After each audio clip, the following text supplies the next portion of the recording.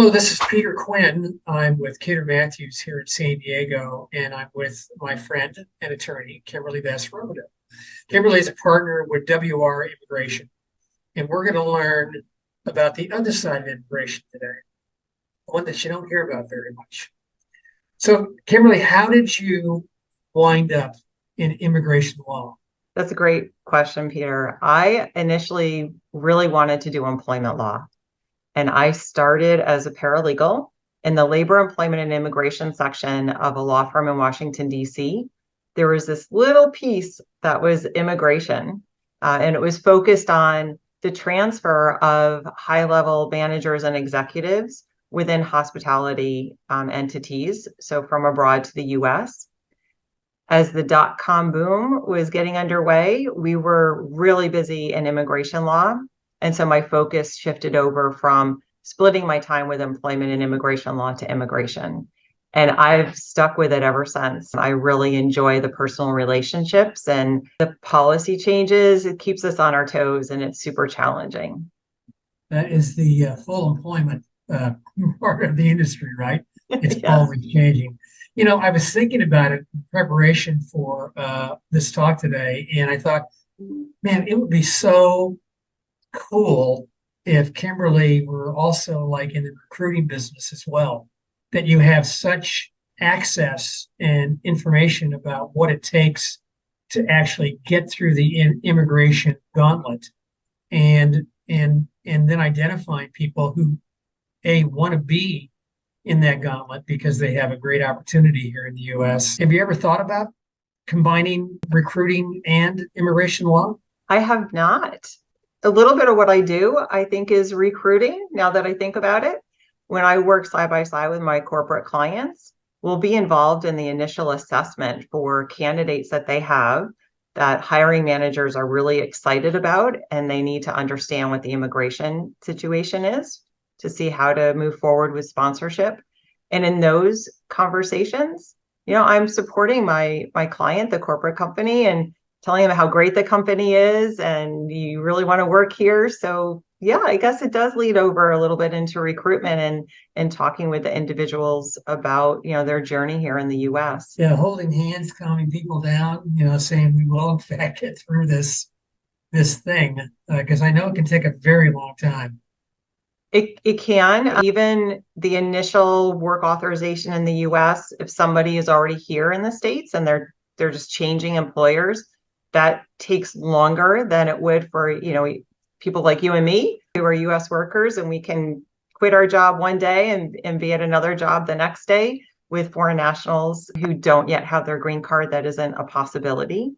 And it does take a lot of, talking with individuals, explaining the process, communicating with them so that they understand why it might be taking so long to get from A to B. And, just really alleviating that stress, because when we change jobs, it's a stressful time in our lives.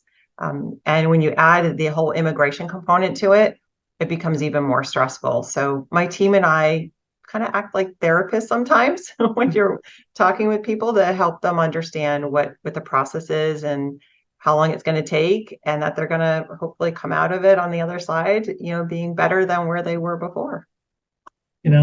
I have a lot of clinical psychology requirements in my business as well. I mean, it's talking people off of that ledge. But let's talk about what happens, as they're going through the process. These are life changing and affecting decisions that are being made. I'm going to move from wherever to some place in the United States, which I'm probably not all that familiar with. One of the questions they got to be asking is, where's my family going to live? Yeah, that is definitely one of those questions, right? Because they want to make sure that they can take care of their family, that there's going to be that home base.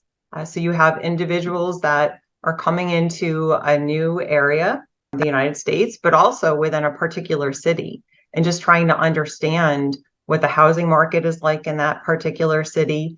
Is their salary that they're being offered going to cover the housing costs associated with that particular area? So those questions do go through their mind, because it's a reality, right? We all want to make sure that we have a place for ourselves and our family members, and that is an extra layer that the immigrants have to deal with.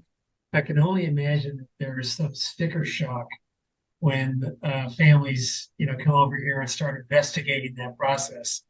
I mean, moving into a place like San Diego, San Francisco, Boston, even Dallas, which is certainly not quite as pricey as some of the coastal.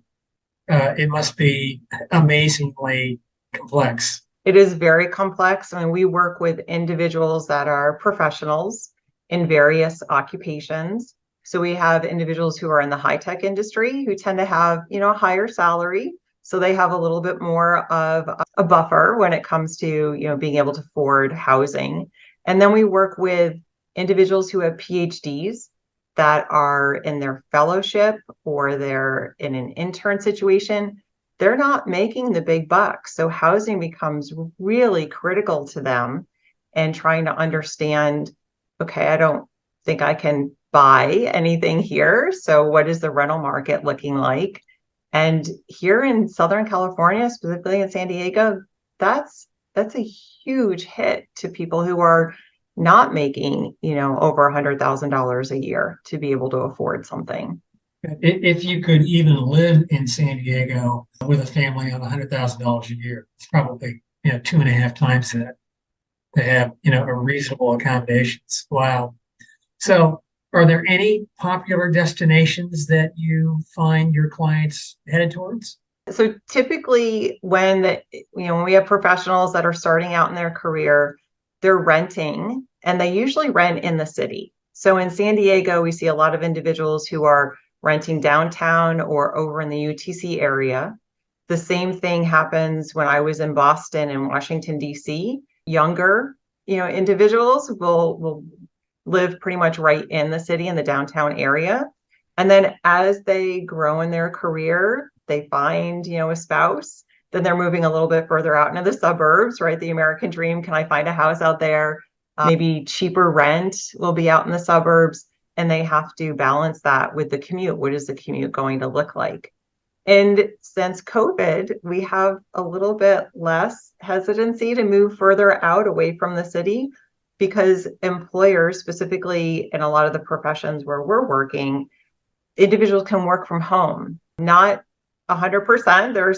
Right now we're seeing a lot of companies that are pulling back and asking employees to come into the workplace at least 1 or 2 days a week.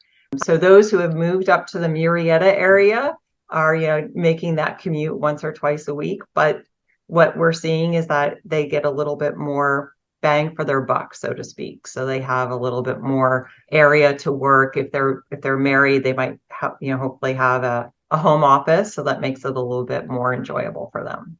So I don't practice in the residential real estate market, but I probably don't know enough to get arrested.